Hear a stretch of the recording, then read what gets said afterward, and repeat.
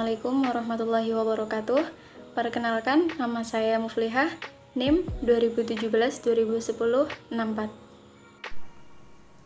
Perkenalkan, nama saya Siti Ubaida dengan NIM 201720101065 sebagai pemateri pertama dan sebagai editor video.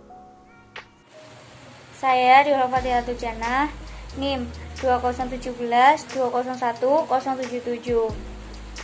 Perkenalkan, nama saya Mary Rosliana Dewi dengan NIM 2017-20-10-59.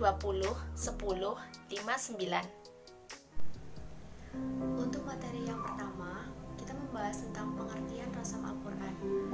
Rasam berasal dari kata rasama yarsamu yang berarti menggambar atau melukis. Secara bahasa juga diartikan sebagai menggambar atau melukis. Dan secara harfiah berarti pola atau bentuk tulisan yang digunakan dalam mushaf Utsmani. Jadi, rasam Al-Quran adalah ilmu yang mempelajari tentang mushaf Al-Quran yang dilakukan secara khusus baik dalam penulisan lafaznya maupun bentuk huruf yang digunakan. Rasam Al-Quran disebut juga sebagai rasam Utsmani atau rasam Utsman.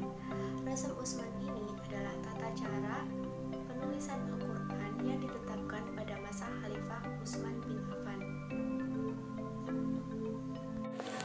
Macam-macam rasam Al-Quran, yaitu rasam Qiyasi, rasam Arudi, dan rasam Utsmani. Rasam Qiyasi atau rasam Imla'i yaitu penulisan menurut kelaziman, pengucapan, atau peraturan. Ada yang berpendapat bahwa rasam Imla'i dapat dibenarkan, tetapi khusus bagi orang awam.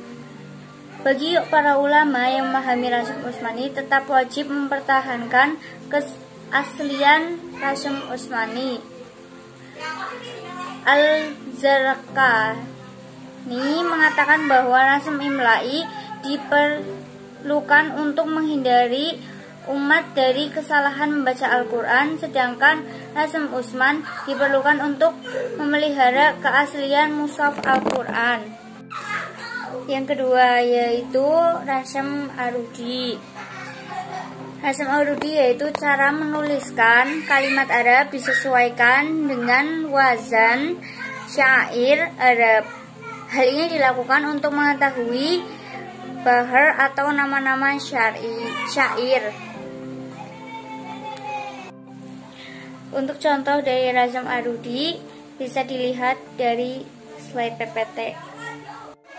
Rasam Utsmani yaitu pola penulisan Al-Quran pada masa Utsman dan disetujui oleh Utsman. Untuk contohnya bisa dilihat di PowerPoint. Baik, di sini saya akan menjelaskan tentang kaidah rasam Utsmani. Kaidah rasam Utsmani yang pertama yaitu al-khafdu, yang berarti membuang. Adapun huruf yang dibuang diantaranya yaitu alif, lam, ya, wawu, dan nun. Contohnya terdapat dalam lafal al-ghawuna dan lafal wal-lailu. Untuk kaidah yang kedua yaitu az-ziyadah, yang berarti menambah. Adapun huruf yang ditambah yaitu alif, wawu, ya, dan ha. Contohnya terdapat dalam lafal saurikum. Saurikum itu setelah huruf alif ditambahi huruf wawu sehingga dibaca saurikum. Adapun kaidah yang ketiga yaitu al-badlu atau badal, yang artinya mengganti. Adapun huruf yang diganti yaitu wawu, ya, dan ta maftuhah. Contohnya terdapat dalam lafal as-sholatu dan lafal imro'atun. Untuk kaidah yang keempat adalah al-hamzatu. Hamzah bisa ditulis dengan huruf alif, wawu, dan ya.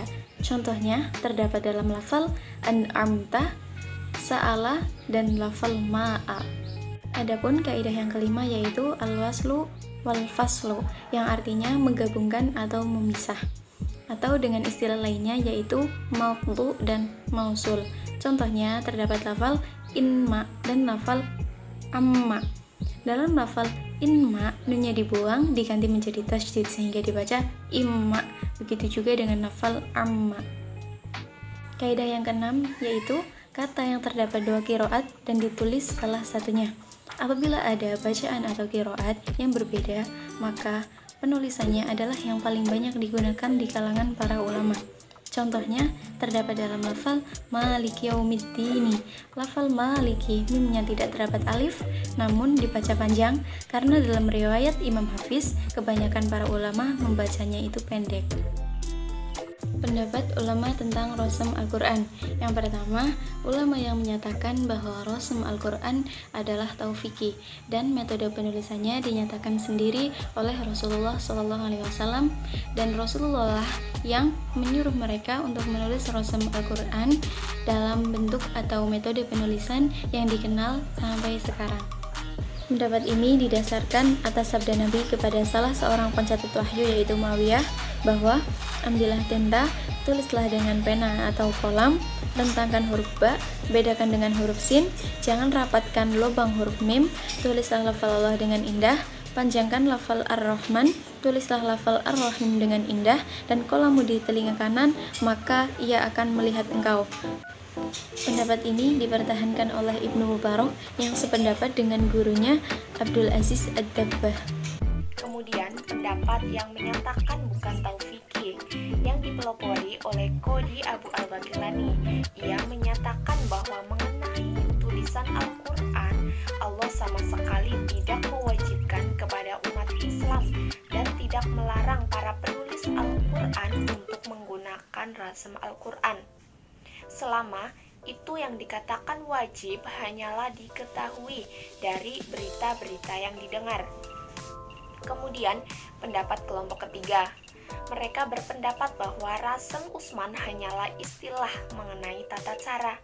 Jadi tidak ada salahnya jika menyalahi bila orang telah menggunakan suatu rasem tertentu untuk imla dan rasem itu tersebar luas di antara mereka. Selanjutnya yang kelima, rasem Utsmani dengan kiroat. Kaitannya sangat erat karena mushaf Utsmani tidak memakai lambang yang memudahkan dalam membaca seperti yang ada sekarang. Mushaf Utsmani tidak dilengkapi dengan tanda baca seperti titik dan syakal. Hal ini karena mengikuti sifat orang Arab yang masih murni sehingga tidak memerlukan tanda baca itu. Perluasan Islam dan adanya hegemoni dengan non-Arab menyebabkan kerusakan bacaan, terutama non-Arab. Karenanya perlu adanya tindakan preventif agar kesalahan baca tidak menyebar luas. Pelopor yang menetapkan dasar-dasar kaidah bahasa Arab adalah Abu Al-Aswad Al-Duali atas permintaan dari Ali bin Abi Thalib. Menurut Asy-Syuyuti, Abu Al-Aswad Al-Duali adalah orang yang pertama melakukan usaha perbaikan atas perintah dari Abu Malik bin Marwan, bukan atas perintah Ziyad. Pada abad ketiga Hijriah terjadi perbaikan dan penyempurnaan rasem Utsman yang memberikan tanda dan rumus seperti tanda waqf lazim adalah mim, waqf mamnu adalah lam ta'rif, dan waqf jaiz adalah jim.